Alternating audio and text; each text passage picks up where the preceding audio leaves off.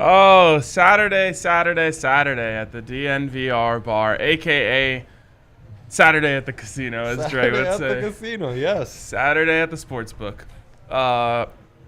Coming to you today because, of course, we didn't do a show on Thursday. No Colorado sports then. We figured, why don't we just go Saturday? We're going to be at the bar, a.k.a. the cathedral, a.k.a. the casino, a.k.a. the sportsbook. Anyway, so let's just do a show before, some actual Colorado sports action. Wow. And Dre, as the viewers can see, not the listeners, the viewers can see, I am shaded up. You are not. Yeah. I went 4-0. You had the bad break of a lifetime. Bad break of the as the rest of the bar is cheering the Avs, win winding down for the final seconds. I can be heard howling in pain because on two separate occasions, first a Mac shot from his own zone on an empty net bounces off the boards and Mikko misses stick side, and that would have given me the over, the Avs puck line, and Mac to have 2 points or more. 40 seconds later, face-off win from Mac goes to Makar. Makar shoots from his own end, and this one looks like it's going in. It's in line. I swear I've rewatched it. The puck is starting to lean towards the goal, as I can hear my voice now. But it just wants to veer right. It just couldn't do it. So it's like the inertia, I don't know if this is the correct word, of the puck was going towards the goal. Yes. But the ice would not let it turn because ice is inherently slippery. Yeah. So that was a three bet swing for me, an almost 4 unit swing because there was some nice value on several of those. Doesn't go my way, and from what could have been 7 and 4 day becomes a 3 and 8 day because our minus 200 dogs that didn't work out. I'm thinking I can just keep tracking those and put money on them, but I don't need to make those official bets. Maybe. Yeah, that's fine. And the rest of the way, the Rockies don't get the money line, which I'm gonna bet anytime they're in the plus. Lance Lynn had a good game. What can you do? Luckily, the under 3.5 hit. The over for the Nuggets hits at the very buzzer, thanks to a bull tip-in, basically. So, hey, we salvaged things a little bit. Sooner or later, a day like this was going to come. We get it out the way. Yep. 2 days ago... Oh, we got a question? We have someone saying sick jersey RK. Oh, sick jersey. Thanks. Yeah. Probably didn't need to interrupt the show for that comment, but appreciate it. Appreciate it. They're complimenting you, so why not? There's some massive Mikko Rantanen vibes today at the casino. We're going to get to that quickly. I went Avs in regulation. I went Coyotes under 2.5 goals. I went under in the first under in the first 3 innings, which is money. It was 1, and it was under 4.5. And then I also went under in the Rockies game as a whole. I took that Arenado day on Thursday because I said, hey, I need a day off. I'm pressing. Yeah. Come back, 2 home runs the next day. Beautiful. Gotta love it. Okay. Well done. So back on track. I wake up this morning thinking, okay, I've spent the Kale jersey. I've spent my Gru shirt. My 3-headed monster is in the wash. Ooh. And so I'm like, well, okay, let's go Mikko. So I put on my Mikko sweater and I start getting ready. Then I run into Allie. She's got the Mikko the finisher shirt on. Yep. She's like, is this cool? I'm like, yeah, Mikko vibes for sure. We are walking into the bar. Crystal, the bartender, also wearing Mikko the finisher. And we walk upstairs. Dre, also wearing Mikko the finisher. Yep. It's a sign. Something's going to happen today. Yeah. It's a sign. And, it's not like Mikko's been just tearing everyone down, so it was obvious for everyone to put on their Mikko gear today. No, Mikko's been a little rusty, which is funny because usually rusty Mikko is the best Mikko. Yeah. But it hasn't been the case so far. He does have the 1 goal late, the most beautiful goal of the series for my money in game 1. But Dre, something's got to happen today. So there's a lot of different Mikko props that you could get in on here. Yeah. You start with goal scorer. If you want him to go first goal scorer, a lot of value there. Plus 1050. If you want him to just score, not as much. Plus 175. Hey, not bad. 2 goals. Let me see what I got here.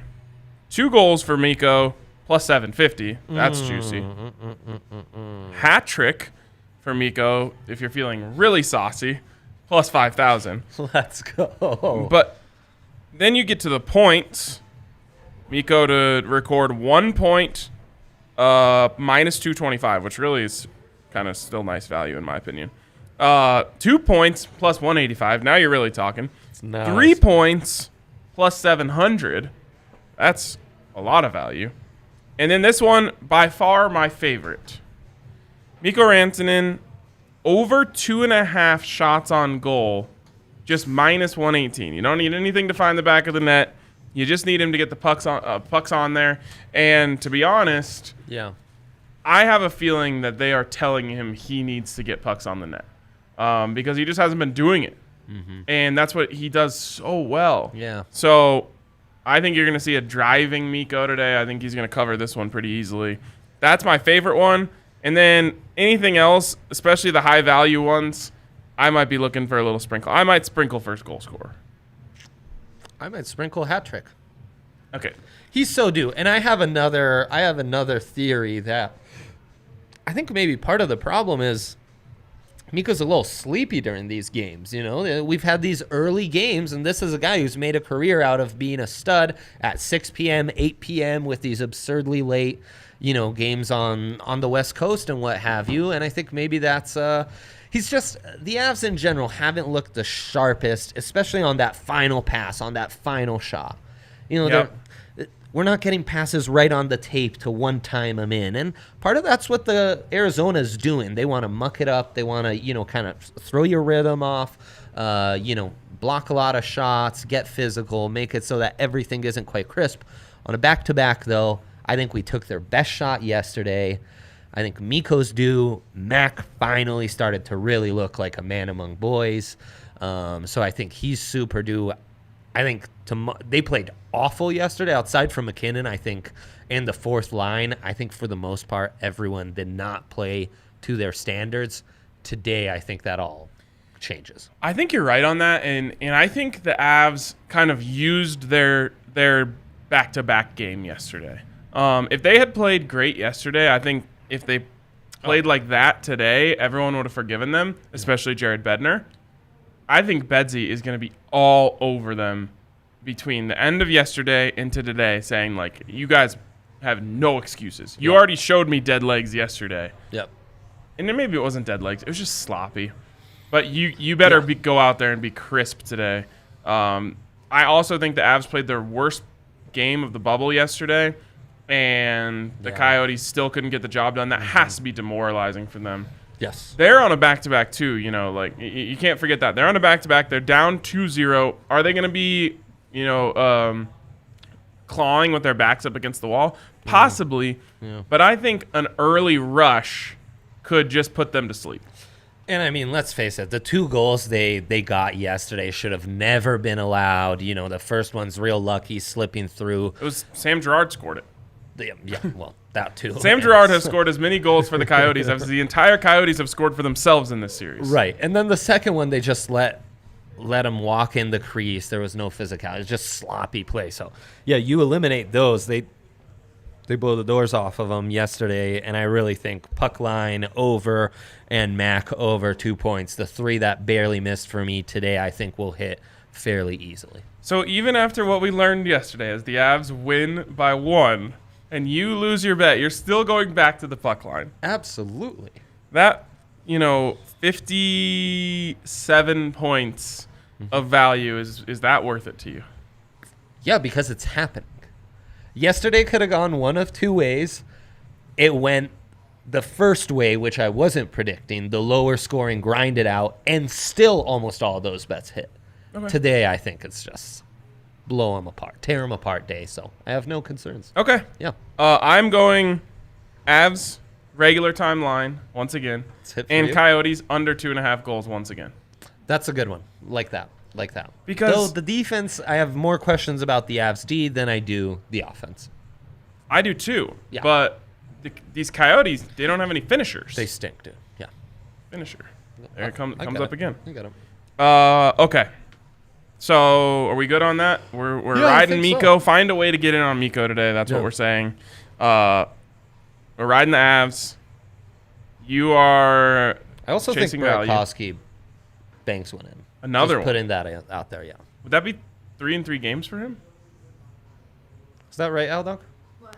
Burakovsky, 3 in 3 games. Did he score in the first game of the series?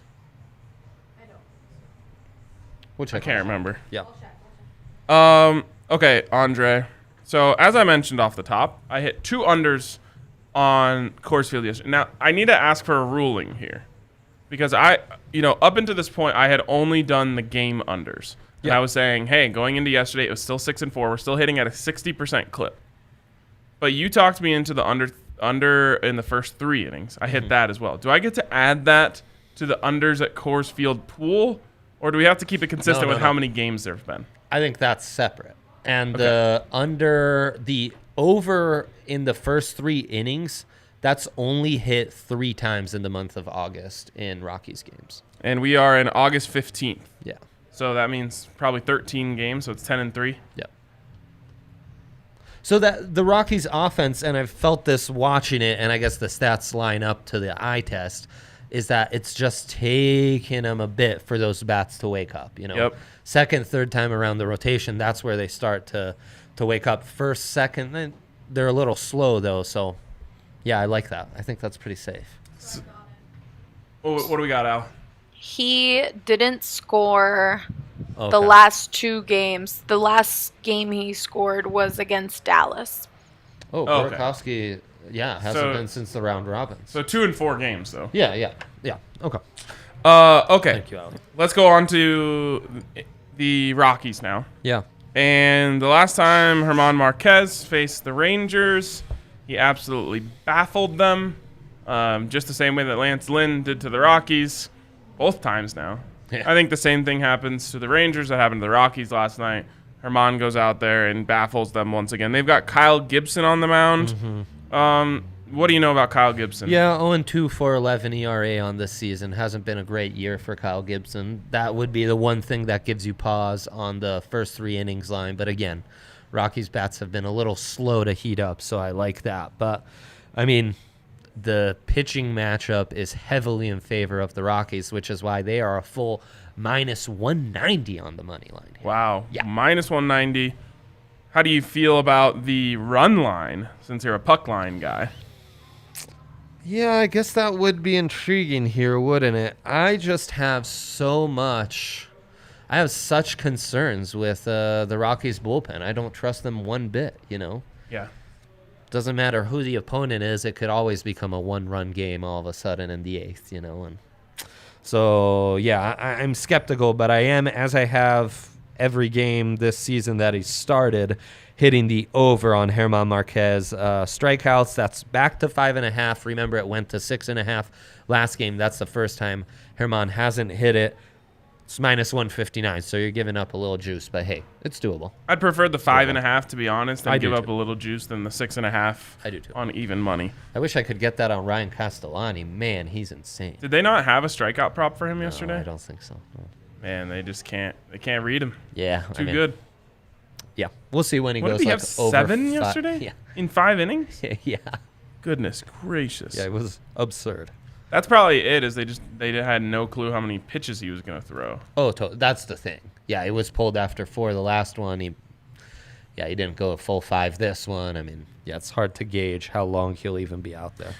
Okay, well, as you know, Coors Field unders are 7-4. Yeah. 7-4. Yeah. That is above 60%, below 70%, Taking it again? somewhere in there. Of course, I'm taking it again. It's 11.5. It's once again by far the highest number in all of baseball. Herman's going to hold them to 0. So whatever happens after that, I'm okay with. I don't think the Rockies are going to cover this on their own. Does German go a full 7? Yes. Okay. You're selling me on it then. I'm down. If I could bet complete game shutout German Marquez, I would do it. Plus 3,000, something like that. Yeah, exactly. I mean, they better give me some value on it. I But, should hope so. but I would do it. I think that Yeah, I'm with the you, Rangers have no idea how to hit this guy. A few do in the majors, anyways. So Yeah. I'm also going back to the first 3 under as well. I like that a lot. Yeah, that's kind of a lock for me. And staying on the MLB, I will be taking the over on the Yankees again.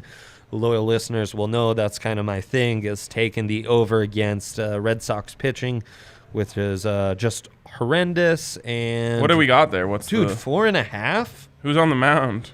Does it What matter? are we doing?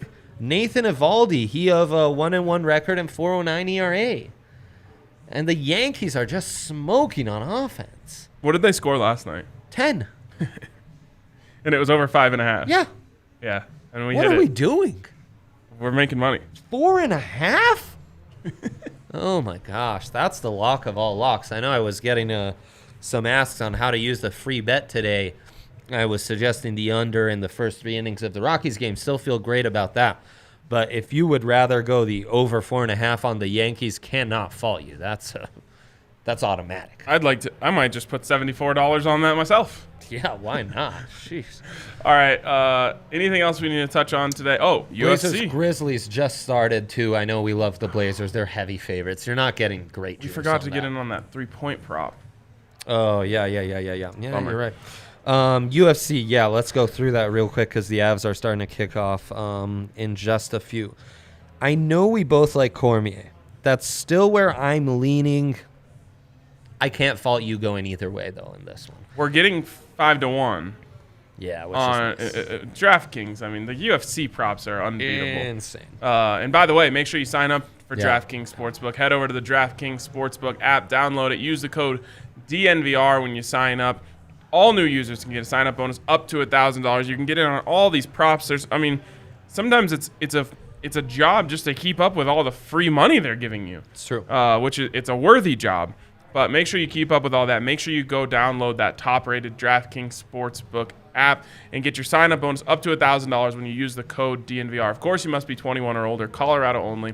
Bonus comprised of first deposit bonus and a first bet match, each up to $500. The deposit bonus requires a 25x playthrough, and restrictions do apply. See DraftKings.com/sportsbook for details.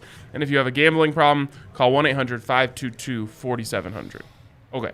Beautiful. Yeah, so I'm going Cormier. You do have that good offer. I couldn't fault you for going Miocic. This is kind of a pick 'em. Cormier, I think, is the better, more complete fighter. Miocic, though, man, he has a hell of a chin, and he's bigger. He's a true heavyweight.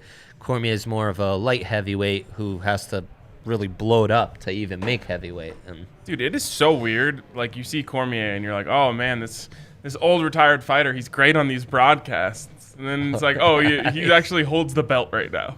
yeah, no, he's insane, and it'll be his final fight. I think he's ultra motivated to make this happen. In the co-main, I like Sean O'Malley by KO, TKO, or DQ, or submission, plus 155. Sean O'Malley, one of the most exciting young fighters in the game, We've period. seen him before. Yeah, he's crazy. He's always looking for the finish, always has exciting finishes.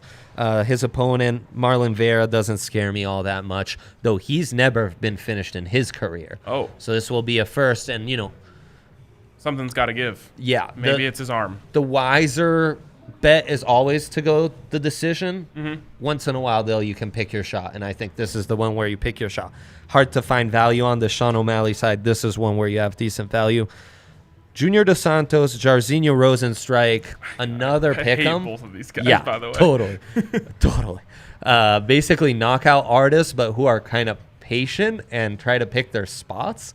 So I think this could be like really boring for 2.5 rounds, and then you have one punch, and you're like, wait, what just happened? But anyways, I would take Dos Santos. I do too. Yeah, just slightly. I don't like. I kind of hate it, which is why I'm going with over 1.5 rounds minus 118. Oh yeah. That kind of feels automatic. And then I'm taking Jim Miller in a slight upset. In one of the earlier fights, he's plus 110. We've lost money on Jim Miller before, so I'm going the other way. He's a tough SOB. The accountant, right? Yeah, that's right. Herbert Burns, the Gilbert's younger brother, who we've seen before too, kind of a submission artist, great jiu-jitsu. You get him at minus 264, decent value for a parlay. Same with Marb Devalish. We've seen him before too, minus 250 for him, and then you've got Cormier. So There you go. There's like 5 picks for you. A lot of picks there. Rosenstrike was the one who we saw go up against Ngannou, and he was gone. Yeah. Curtis Blade's advice on the episode we did with him to preview that fight was get on his bike.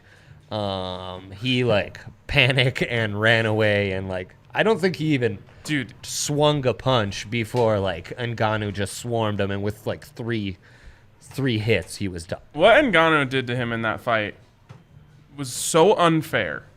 Like, it was similar to what Ngannou would do to you and I in a fight. 100%. Yeah. All he did was just swing for the fences 4 times. He landed 1 and the fight was over. He landed the 4th. Fight was over. He landed another like 2 as he's going down unconscious.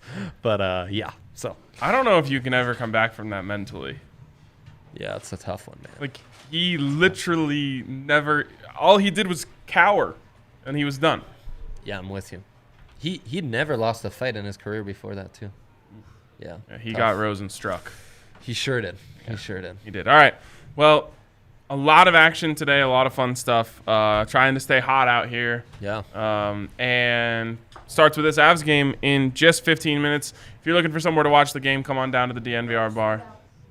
Don't come out into the DNVR bar. We are sold out. Sorry. You could for the Rockies tonight. You could come out for the Rockies. No. But if you're looking for somewhere to watch the Rockies, come on down to the casino, a.k.a. the Cathedral, a.k.a. the Sportsbook, a.k.a. the DNVR bar. Yeah. We'll be hanging out, having some drinks, doing Saturday right. So with that, that's going to do it for us this week on DNVR Bets Daily. We'll see you guys on Monday.